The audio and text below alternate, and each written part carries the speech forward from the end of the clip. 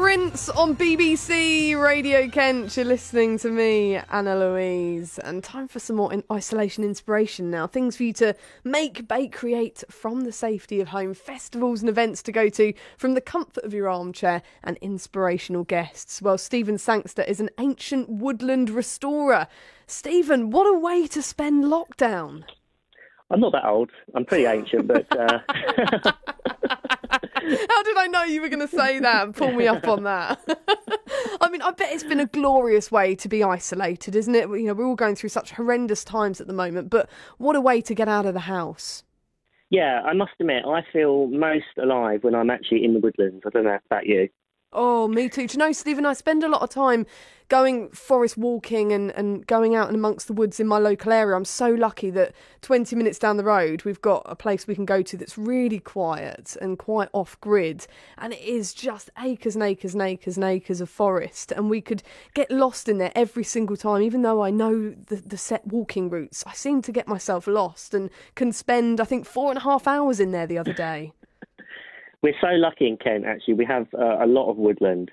But I guess the issue is that a lot of the woodland isn't properly managed. And only about half the woodland is managed in Kent. And there's huge benefits, actually, to starting that kind of management cycle. And, you know, that's what we've been trying to do in our little woodland down near Sissinghurst. What is involved, because I have got absolutely no idea, in restoring a neglected ancient woodland? Yeah, it's a good question. And I must admit, you know, before I got into the sort of whole wood world, there's this kind of myth, isn't there, that nature should just be left to its own devices and the wood could cope on its own. But the thing is, woods have been managed, you know, for millions of years. You know, first of all, the dinosaurs would have meant they would have been into woods and clearing areas, and there's this kind of cycle of change. And, you know, you would have had different areas within a wood where you've had open areas, you've had bits where there's dead wood, bits where, you know, new trees are coming up. And, you know, after the dinosaurs, we would have had, you know, very big mammals like bison roaming around Kent. And after that, you know, man would have cleared areas to do agriculture and stuff. So nature's come to depend on this this kind of management within the wood. And since the war, it's kind of stopped.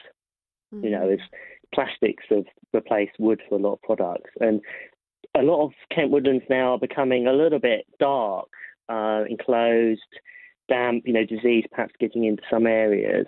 And that's a concern for everybody. It's incredible, isn't it, to think about dinosaurs and bison managing our woodland back in the day here in Kent. I mean, I'm loving the images I'm getting in my mind right now of that, Stephen. I mean, how did you get into woodland restoring? Yeah, a lot of people ask me that question, and I must admit, in my darkest days, I asked myself how I got into it. But I can trace it back probably 6 or 7 years. Actually, we were saving for a loft conversion for our house in Orpington. We were slightly outgrowing it, and we had our in-laws coming to visit quite a lot. So I was saving up for that. But then the Premier Inn built a hotel at the end of our road. I thought it'd be much more comfortable for them to go and stay at the Premier Inn than our house. So I had this, had a bit of money. I don't know, you know, perhaps your listeners see a lot of these signs as you drive around Kent, woodlands for sale. Yeah. And I was quite intrigued by it. And I thought, well, land is quite a safe investment. That's probably a good thing to do with it.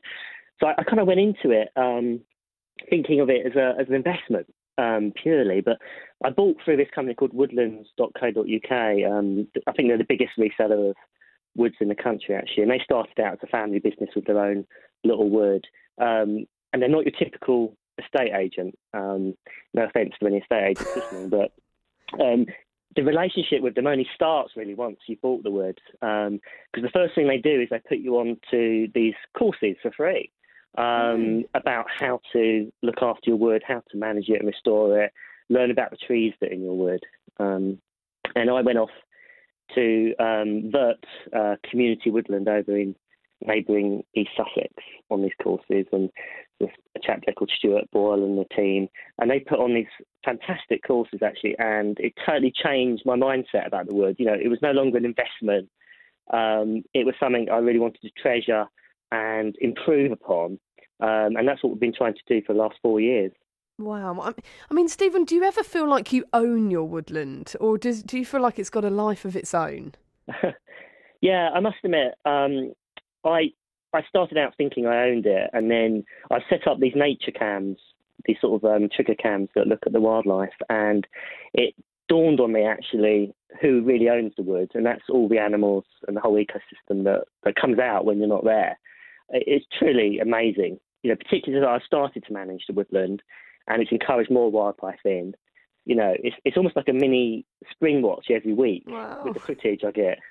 Would you say that actually it's the woodland that's actually unlocked your love of nature and the outdoors? It's certainly enhanced it. Yeah, I mean, I've always had passion for that with nature, like yourself, really.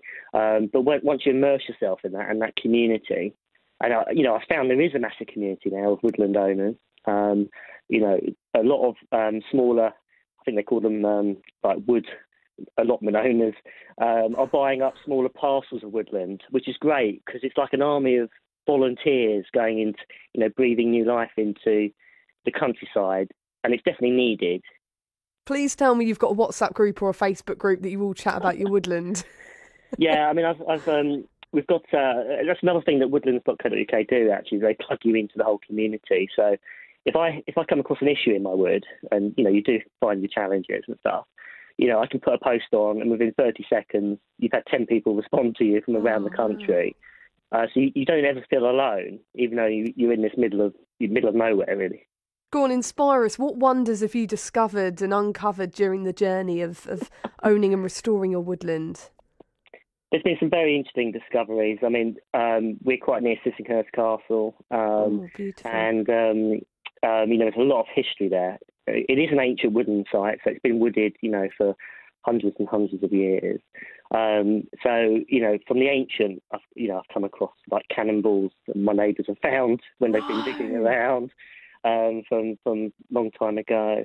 But really, it's the nature part that kind of inspires me. And there's animals I've never seen before, like polecats, and snakes. All these things you used to see perhaps more in your childhood that are starting to make a comeback, and it's inspiring to see.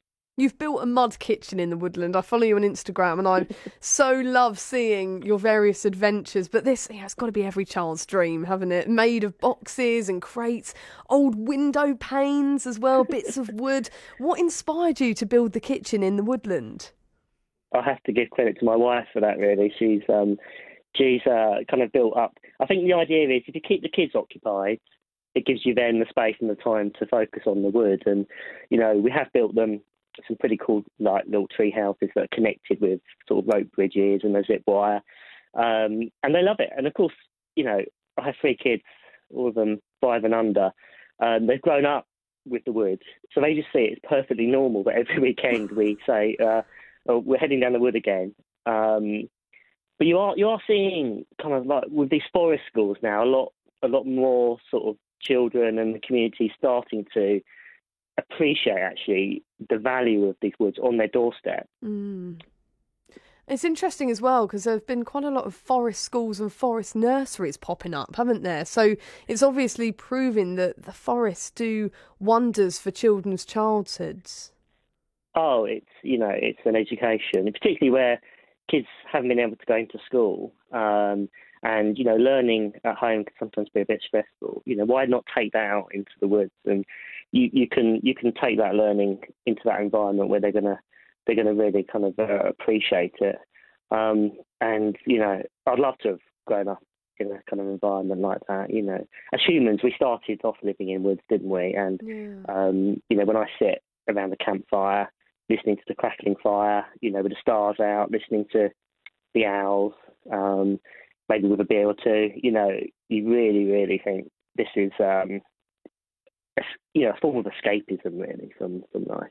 Totally. And Stephen, you've clearly got a passion for photography because your Instagram is almost a visual blog of everything that you get up to. You talk about the things you find, the things you're doing. You've got the most beautiful photos as if you are a professional photographer. Is this something you've always been into?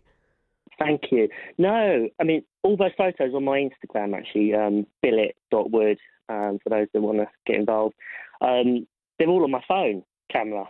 It's amazing, isn't it, what you can do now with your phone camera? It is. I mean, they are pretty advanced, and I guess sometimes you know it's difficult to take a bad photo. You know, you probably saw all the foxgloves that are out at the moment. Thousands of foxgloves in the areas that we started to coppice. You know, and they've come alive because we've cleared an area by coppicing.